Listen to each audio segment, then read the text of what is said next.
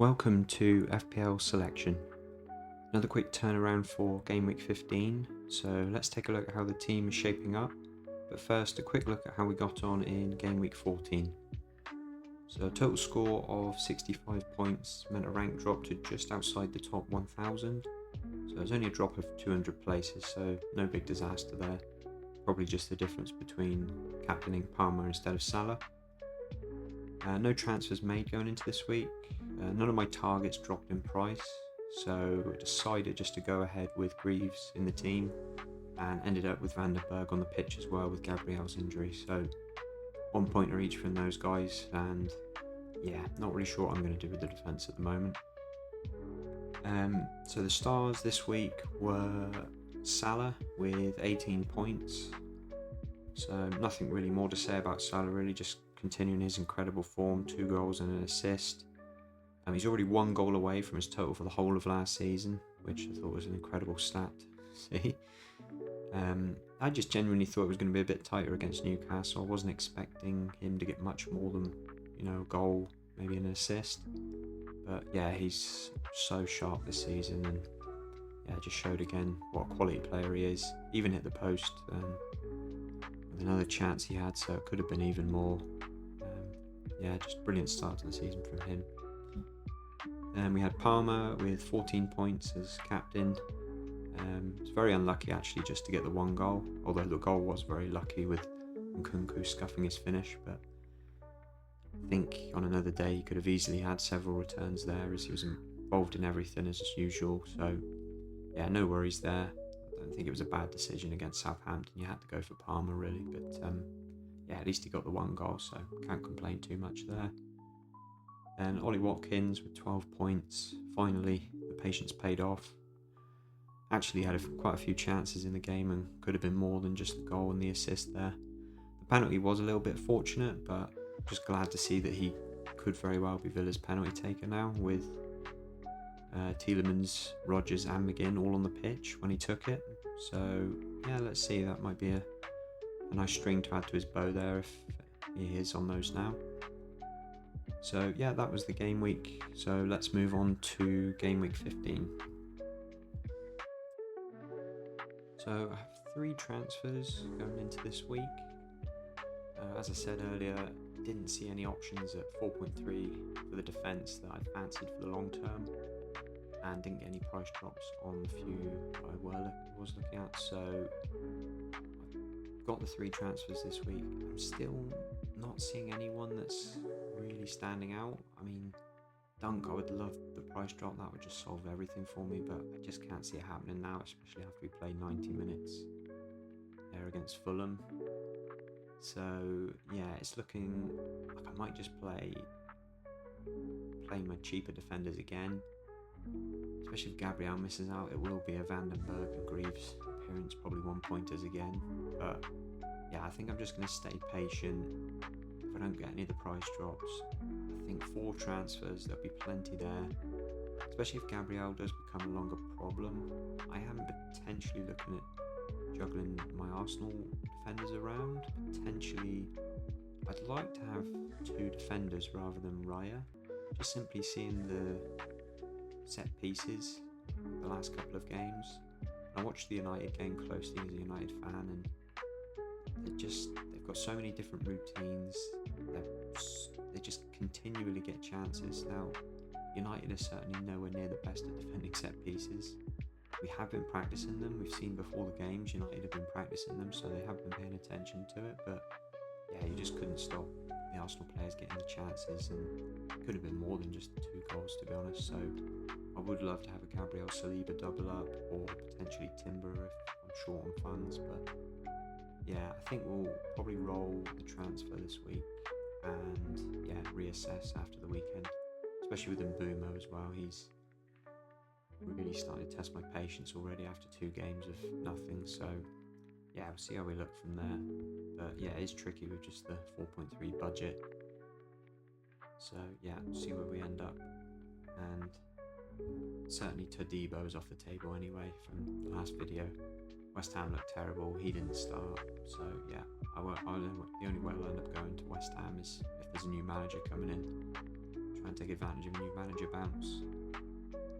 Although the other option potentially could be Lenny Yoro for Manchester United. Finally made his first appearance against Arsenal coming on. He's probably a good few weeks away from being near the starting lineup, but just one to look at, keep an eye on for 4.3 in the United defence. Could be a nice pickup if he does get into the 11.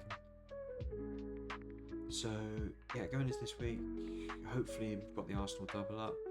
Gabriel is potentially available for the weekend, but it's going to be one of those we're not going to find out, so I'm definitely just going to start him and see what happens really. Fulham away is not an easy fixture, but we've seen how good Arsenal can be on the road defensively, so yeah, those guys are going to just be played every week. There's no debate there for me. I'm giving the Greaves the nod ahead of Vandenberg. There's really not much in that at all, both at home this week, but again, Ipswich and Brentford, not very good defences. Just purely going on Newcastle maybe being a slightly better team than Bournemouth, but in reality Bournemouth on their day at the minute seem to be a very good side. So yeah, I'm just going to give Greaves a nod, and it could be a coin toss there really, and who knows, I might end up getting both of them with a 1 point or a 0 pointer. So yeah, nothing much to say there. And same really with Lewis Hall away at Brentford. Just not expecting very much really for an away game for Newcastle. Brentford scored plenty of goals at home, and obviously I'm hoping for an Mbeumo goal, so maybe a good attacking return from Lewis Hall. He has been playing very well. Certainly he's been great so far this season since he's got back in the team and solidified his place, and obviously done well for England as well.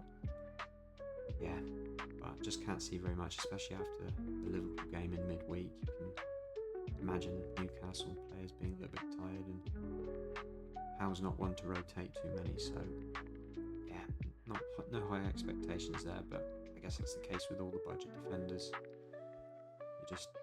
It's hope rather than expectation most weeks. So moving on to the midfield, Saka's away to Fulham. He was a bit quieter against United. They set up well to limit Arsenal to just a few chances and obviously the set pieces.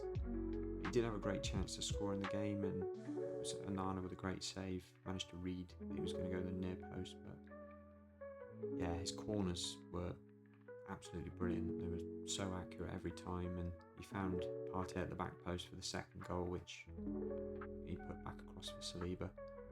So yeah, keep saying it, and I'll say it every week. 38 game week man, Saka, absolute class, not going anywhere.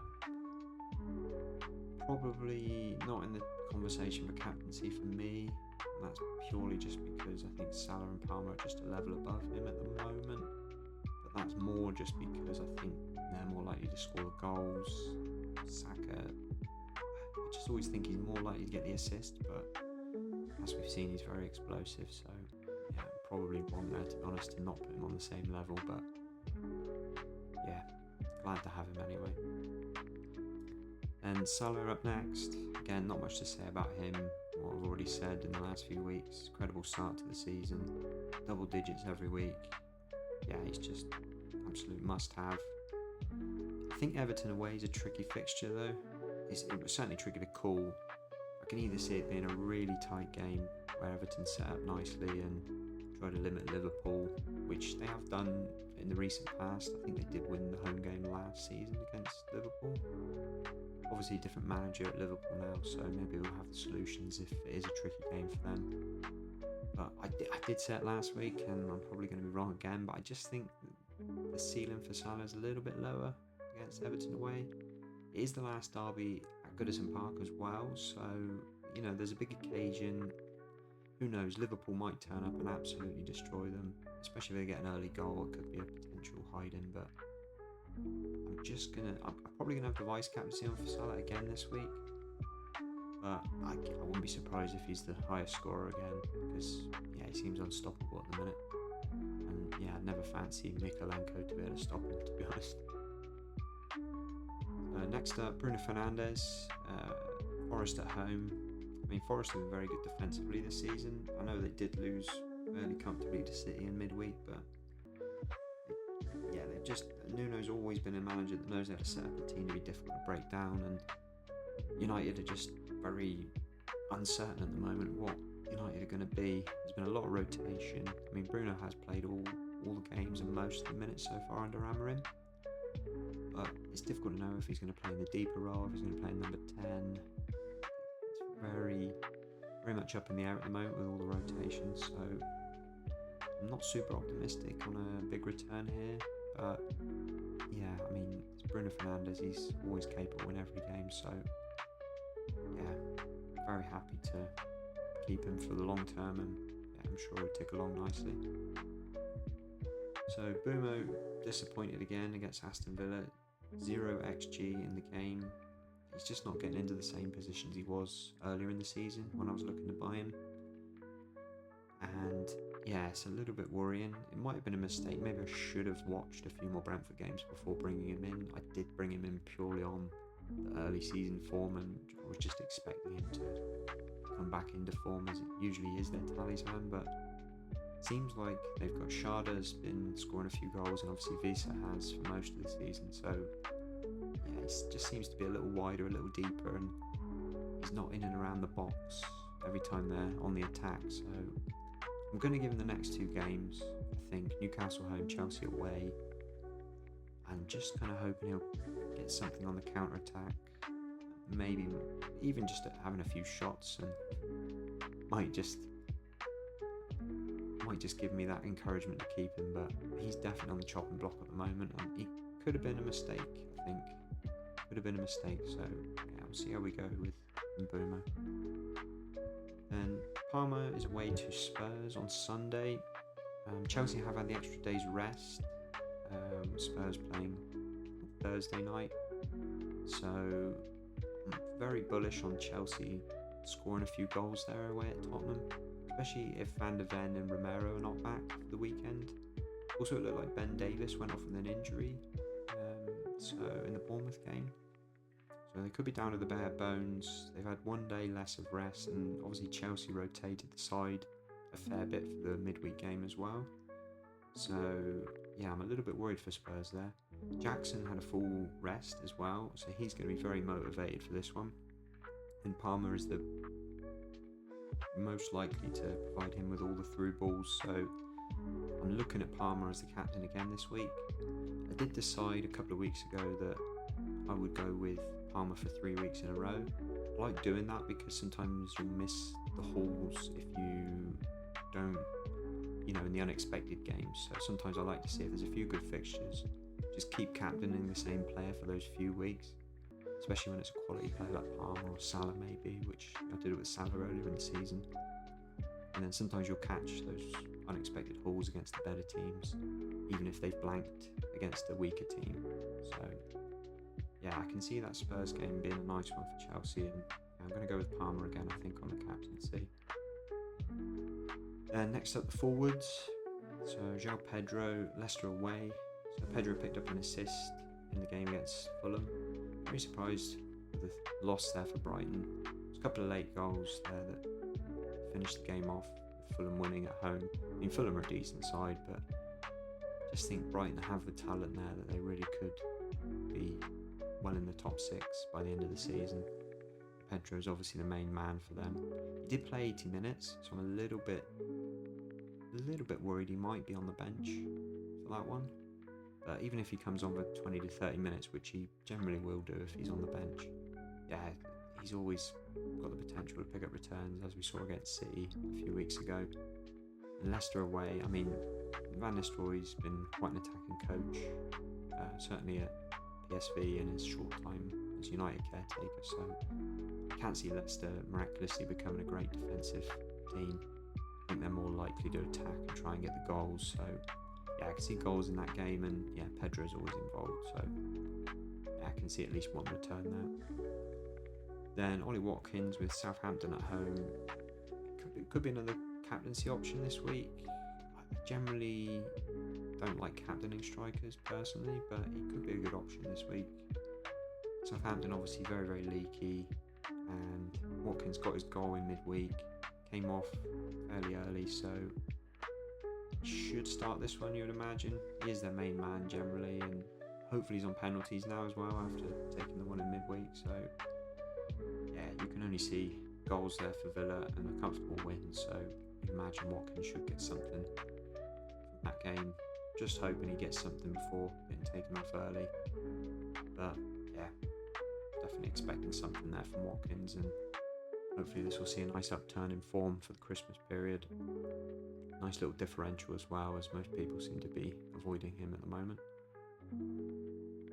So, as mentioned earlier, I'm going to captain Palmer this week, and yeah, I think Salah vice captain is going to be close between the two, but yeah, like I said, I'm sticking with my original plan of this being the third of a block of 3 that I was going to captain Palmer, and probably going to roll the transfer this week, like I said earlier, unless there's a miracle price drop with Dunk or someone else who I seem is much better than the current 4.3 options. Having 4 transfers for the following week should give me plenty of ability to manoeuvre a few players around and try and free up some budget. So that's it for this one. Thanks for watching, and we'll catch you on the next one.